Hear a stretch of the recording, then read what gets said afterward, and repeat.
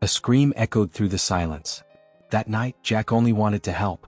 But the person he encountered and the events that followed would lead him to the threshold of a completely different life. One act of rescue, one opportunity, and a fate forever changed. Jack's once ordinary life was now anything but ordinary. Can life truly change in a single night? Jack was only 25, but the weight on his shoulders made him feel much older.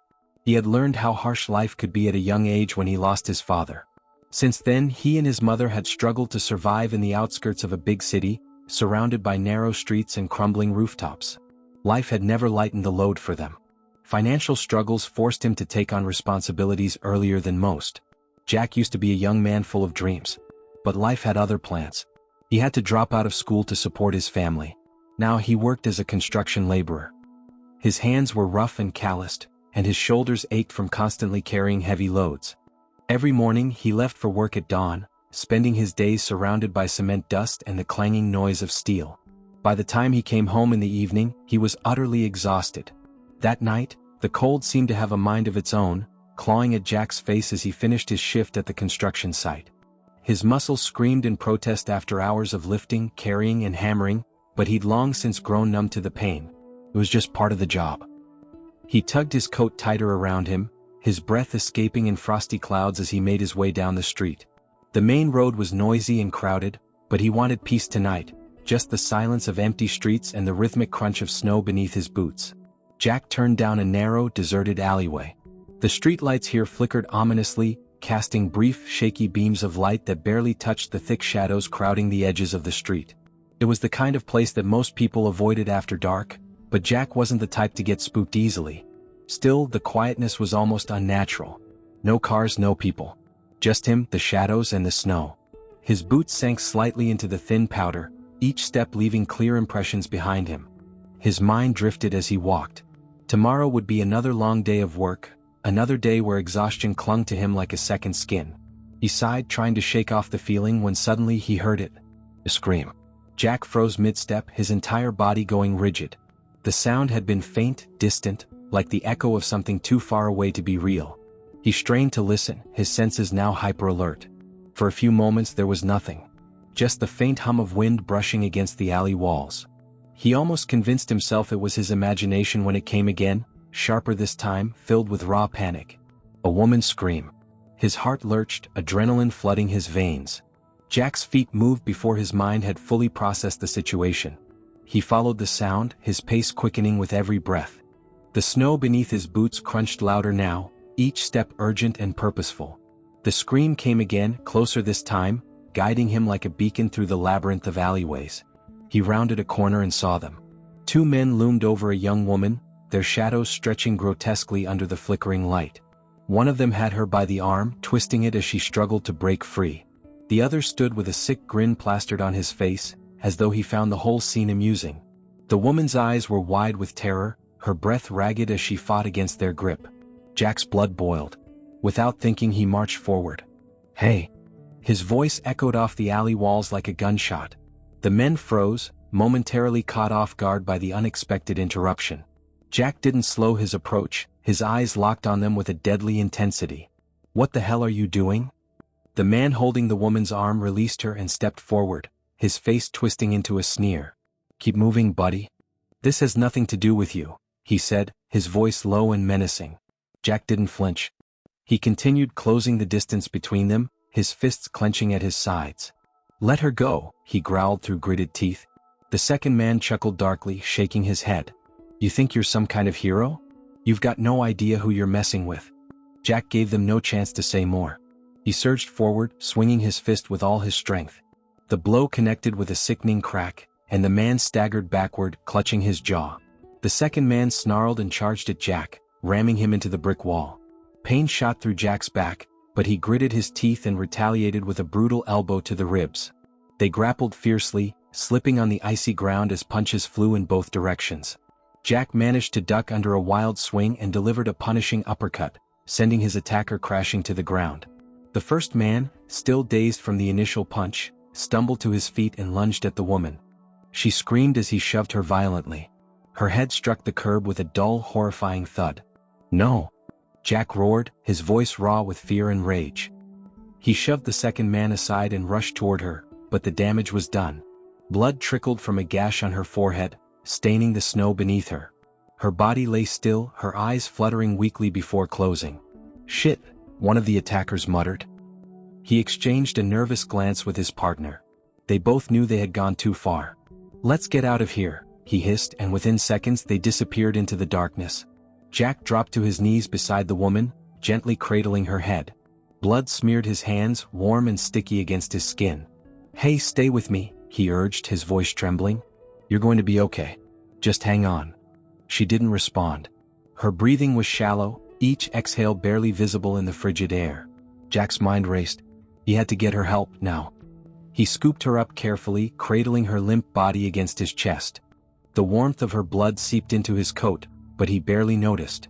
His focus narrowed to one thing: getting her to safety. The storm intensified as he ran, the wind howling like a living thing. Snow lashed at his face, blinding him, but he pushed forward with grim determination. His boots skidded on patches of ice, but he kept his balance, refusing to slow down. The woman's head rested against his shoulder, her body frighteningly light in his arms. "You're going to be fine," he muttered under his breath, repeating the words like a mantra. "I've got you." Finally, after what felt like an eternity, the hospital lights came into view. They glowed bright and warm, a beacon of hope cutting through the storm's fury. Jack's lungs burned, his legs screaming in protest, but he didn't stop until he reached the emergency entrance. The doors slid open with a soft hiss, and Jack stumbled inside, his voice hoarse but urgent. "Help. She's hurt, she hit her head," he called out, his words echoing through the sterile corridor. Nurses and doctors rushed forward with a stretcher. They carefully took the woman from Jack's arms, asking rapid-fire questions as they assessed her condition. Jack stepped back, his body trembling, not from the cold but from the weight of what had just happened. He stood there, watching helplessly as the medical team wheeled her away. A nurse approached him. "Are you hurt?" she asked gently. Jack shook his head. "No, I'm fine. But will she be okay?" "We'll do everything we can," the nurse reassured him before disappearing down the hall. Jack sank into a nearby chair, his head falling into his hands. His heart still raced as the events of the night replayed in his mind. He had stepped into something far bigger than he had ever imagined. And though he didn't know it yet, this night would mark the beginning of a profound change in his life.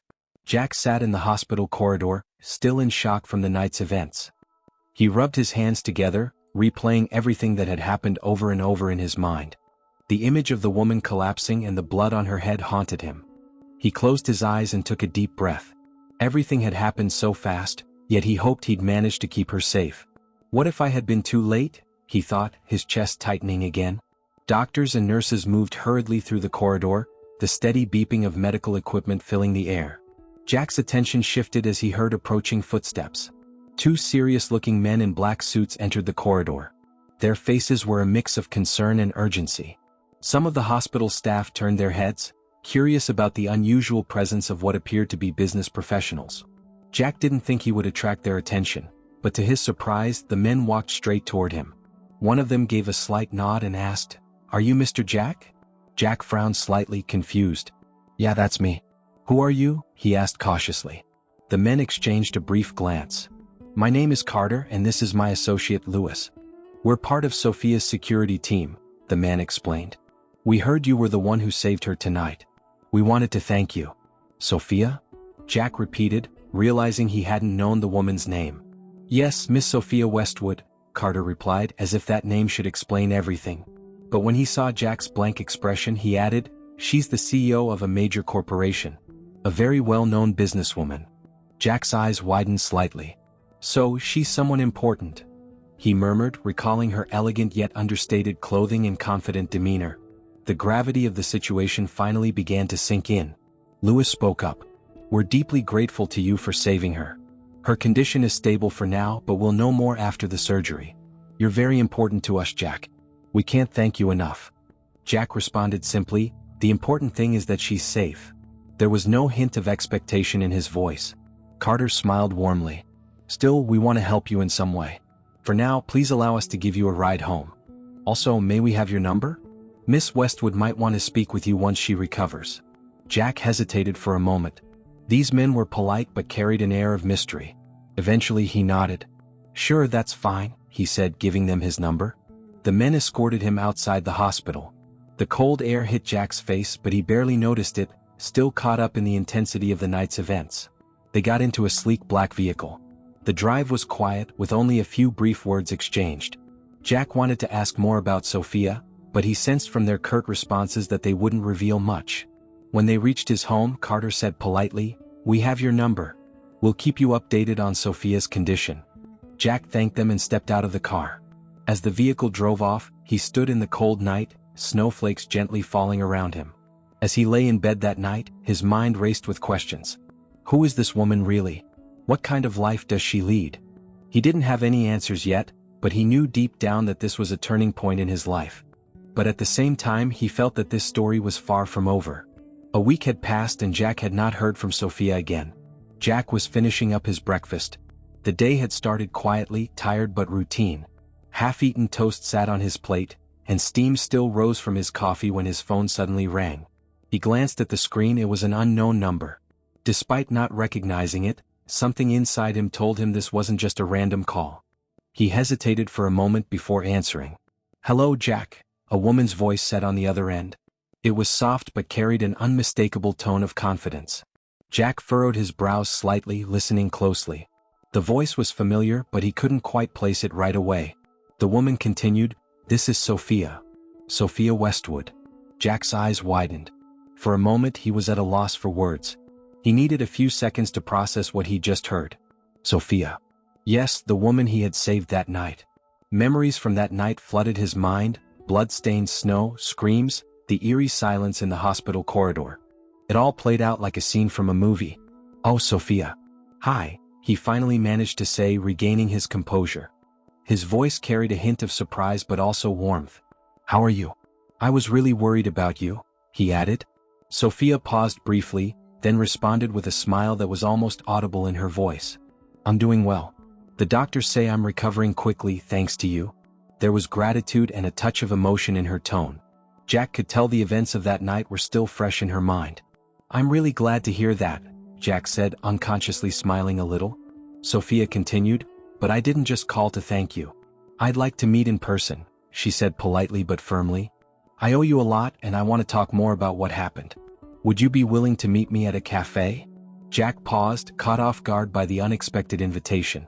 Why did she want to meet face to face? He recalled the fear and desperation in her eyes that night. Maybe she just wanted to share more about what she'd gone through. Or maybe it was simply a gesture of gratitude. Either way, the idea of seeing her again sparked his curiosity. "Sure," he said at last, his voice more relaxed. "Just let me know when and where and I'll be there." Sophia gave him the details and politely ended the call. After hanging up, Jack sat at the table for a moment, lost in thought. This woman had made an impact on his life in just one night. Helping her had been instinctive, but now the ripples of that decision were still unfolding. He turned to look out the window. Snow had begun to fall gently once again. Jack walked along the snow-covered sidewalks until he reached the cafe. As he opened the door and stepped inside, his eyes quickly found Sophia. She was sitting at a corner table and looked up at him with a warm smile. Jack approached the table and returned the smile. "Welcome, Jack," Sophia said, extending her hand. "Hi," Jack replied, shaking her hand before sitting down. "I hope you're feeling better now." Sophia gave a gentle smile. "Yes, much better. But if it weren't for you, I might not be here today," she said. "I didn't have a chance to properly introduce myself that night. I'm Sophia Westwood, CEO of Westwood Holdings." Jack raised his eyebrows in surprise. "CEO?" he murmured. Sophia nodded. "Yes. My car broke down that night and I had to go looking for help. But then I was attacked. If you hadn't shown up, I don't know what would have happened." Jack shrugged modestly. "Anyone would have done the same." Sophia shook her head firmly. "No, not everyone would have. Your bravery really impressed me. That's why I want to offer you a job." Jack's eyes widened in shock. "A job? But I don't know how to do office work. I've only ever worked in construction." Sophia's tone was confident. "You can learn. I'll be there to guide and support you. I believe you have potential." Jack thought for a moment. This could be a new opportunity for him, a chance to change his life. He took a deep breath and nodded. "All right," he said. "I'll give it a try." Sophia smiled brightly. "We're going to accomplish great things together, Jack." The first few days in the office felt like stepping into an entirely different world for Jack. The hum of printers, the rapid clatter of keyboards, and the endless discussions in meeting rooms created a constant buzz that made his head spin. He wasn't used to this kind of environment. Construction sites had been noisy in their own way, but there, he knew his role and what was expected of him. Here, surrounded by computers, spreadsheets, and endless reports, he felt out of place like a fish out of water. The barrage of new information was overwhelming. He struggled to understand the software he was expected to use, got confused by project timelines, and more than once accidentally deleted important files. Instructions often sounded like a foreign language with terms he had never heard before. To make things worse, some of his new colleagues watched him with skeptical eyes, whispering quietly when they thought he wasn't paying attention. Jack knew what they were thinking. What is a construction worker doing here? He doesn't belong. Despite the pressure and self-doubt gnawing at him, Jack didn't give up. He stayed late after hours, determined to figure things out. And through it all, Sophia was always there, guiding him like a steady lighthouse in a storm. "Take it one step at a time," she advised during one particularly rough day when Jack was ready to throw in the towel after a series of errors. "You'll make mistakes. That's normal. What matters is learning from them and not giving up." Sophia's calm yet encouraging words were like a lifeline for Jack. She didn't just throw him into the deep end and expect him to swim. She took the time to explain work processes, introduced him to key members of the team, and helped him prioritize his tasks. Slowly but surely, he began to understand the rhythm of the office. He learned how to organize his projects, how to manage deadlines, and even started getting the hang of the technology. What surprised him most was the shift in his colleagues' attitudes. As they saw his dedication and willingness to learn, the whispers faded. People began to approach him, offering help or advice. Over time, he even built friendships with some of them, sharing stories of his life on the construction site, which many found fascinating. Jack was no longer the new guy who didn't fit in. He was becoming a respected part of the team. Sophia smiled with quiet pride as she watched him grow. She had seen potential in Jack from the very beginning, and now he was proving that she had been right. Jack, too, began to feel something he hadn't felt in a long time, a sense of belonging. He wasn't just surviving in this new environment, he was beginning to thrive. Over time, a professional friendship developed between Jack and Sophia. They occasionally chatted outside of work, sharing their experiences with each other. Sophia admired how Jack had endured his difficult past and managed to hold on to life with such strength. Jack, on the other hand, respected Sophia's determination and leadership skills. One day, Sophia turned to Jack with a warm smile. "You've become more than just the person who saved my life, you've become a trusted friend," she said. Jack smiled back. "I think it goes both ways. You helped me give myself a second chance." In just a year, Jack made remarkable progress within the company. Though he struggled to adapt at first, his determination and hard work helped him quickly develop new skills. Now he was leading major projects and confidently sharing his ideas in management meetings. His practical thinking and hands-on experience brought a fresh perspective to projects, earning him the respect of senior executives. With his new position and increased income, Jack was able to make significant changes in his life. He bought a comfortable, beautiful home for his mother, whom he had been supporting for years. She had finally left behind the hardships of the past and now watched her son's success with pride. Jack knew that the happiness he saw in her eyes was the reward for all the sacrifices and effort they had endured together. Alongside his professional success, Jack's relationship with Sophia also deepened. What had started as gratitude gradually grew into a friendship built on mutual trust. Through the projects they worked on together, Sophia helped Jack further develop his leadership skills.